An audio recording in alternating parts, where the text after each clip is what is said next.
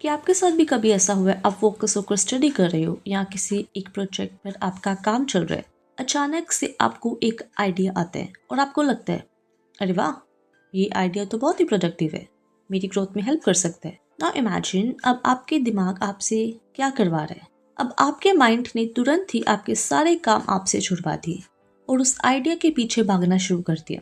उस आइडिया को एक दूसरे आइडिया के साथ कनेक्ट कर रहे। अब आप हर एक चीज़ अच्छे से एनालिसिस कर रहे हो, जिसके कारण आपका टाइम कितना ड्रेन हो रहा है आपको पता ही नहीं चल रहा। कुछ समय बीतने के बाद आप जब उस आइडिया के पीछे अच्छे से दौड़ लगाकर वापस आते हो, देन यू रियलाइज ओह, अभी तो आपको अपना काम भी पूरा करना था। अब आपने फिर से उस काम को दोबारा शुरू करने की जैसे कोशिश करी। नाउ यू आर फीलिंग उस काम को करने के लिए आपका तो मन ही नहीं है, आप टायर्ड हो चुके हो, एनर्जी लेवल एकदम आपका डाउन हो गया है। खुद को बुरा फील ना हो, अब आप सोचते हो चलो कोई बात नहीं, वो आइडिया तो अच्छा था, मैंने अपना टाइम वेस्ट तो नहीं करा, अब इस काम को कल कर लूँगी। फिर से वही चीज़ें आपके साथ हो रही है, वही साइकिल रिपीट होते जा रहे हैं। अब आप पूछोगे इस चीज़ में दिक्कत क्या है।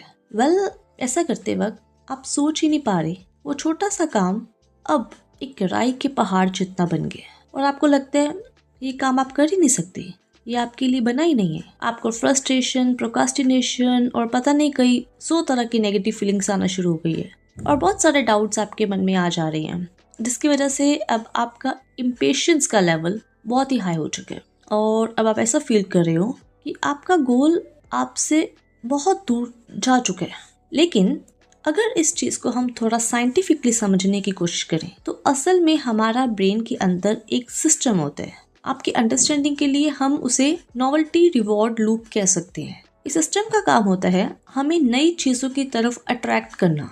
जब भी हम कुछ नया सीख रहे हैं या नई स्किल, नया आइडिया या कोई नई पॉसिबिलिटी एक्सप्लोर करते हैं तो हमारा ब्रेन डोपामिन रिलीज करता है, जिसकी वजह से हमें एक्साइटमेंट फील होती है, चीज़ें और भी इंटरेस्टिंग लगने लगती है और हमारा फोकस उस नई चीज़ पर नेचुरली चला ही जाता है। आपने कभी खुद भी फील किया होगा, जब आपने कुछ नया सीखना स्टार्ट करते हो, पहले 2 दिन तो आप बहुत ज़्यादा एक्साइटेड रहते हो, आपकी उस वक्त लर्निंग बहुत फास्ट होती है और सब कुछ इजी और एंगेजिंग लगता है। ये कोई कोइंसिडेंस की बात नहीं है, ये ब्रेन का नेचुरल सिस्टम है जो डोपामिन के थ्रू हमें इनकरेज करता है ताकि हम नई चीज़ों को एक्सप्लोर करें, एक्सपेरिमेंट करें और उनसे सीख सके। इसलिए जब काम करते वक्त अचानक नई थॉट्स आती है या कोई पुरानी मेमोरी या कोई आइडिया फ्रेश आपको लगता है, तो इसमें आपकी कोई गलती नहीं होती। ये एक नॉवेल्टी के लिए बस आपके ब्रेन का एक नेचुरल रिस्पॉन्स होता है।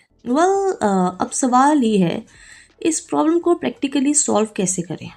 सबसे पहले एक सिंपल बात समझना ज़रूरी है, हमारा दिमाग एक टाइम पर एक ही काम को अच्छे से करने के लिए बना है, लेकिन जब हम एक ही वक्त पर बहुत सारे आइडियाज, इमोशंस और टास्क को हैंडल करने की कोशिश करते हैं तो ब्रेन ओवरलोड हो जाता है। इस ओवरलोड का रिजल्ट हमारी स्ट्रेस है और स्ट्रेस के साथ हमारा कोर्टिसोल लेवल बढ़ने लगता है। जब कोर्टिसोल लेवल आपका कुछ ज्यादा टाइम तक हाई रहता है, उस टाइम पर आपका फोकस और डिसीजन दोनों वीक हो जाते हैं। इस प्रॉब्लम के लिए एक सिंपल और इफेक्टिव सॉल्यूशन बताया गया है। आपने पोमोडोरो टेक्निक का नाम सुना है। इसका मतलब होता है 25 मिनट्स पूरे फोकस के साथ काम करना और फिर 5 मिनट्स का एक छोटा सा ब्रेक लेना। सबसे पहले 25 मिनट्स का एक आप टाइमर सेट कर लीजिए। इन 25 मिनट्स में सिर्फ एक ही काम पर आपको फोकस करना है और इस वक्त मल्टीटास्किंग को कम्प्लीटली अवॉइड करना है। मान लो इसी बीच आपको कोई आइडिया आ जाता है, और ये स्पेशली क्रिएटर्स, राइटर्स और रिसर्चर के साथ बहुत कॉमन बात है, उनके साथ ऐसा होता ही है। उस वक्त आपको बस एक ही काम करना है, अपने आइडिया को नोटबुक में पार्क करना है, सिर्फ लिखना है, एग्जीक्यूट बिल्कुल नहीं करना, एनालिसिस भी मत करो, बस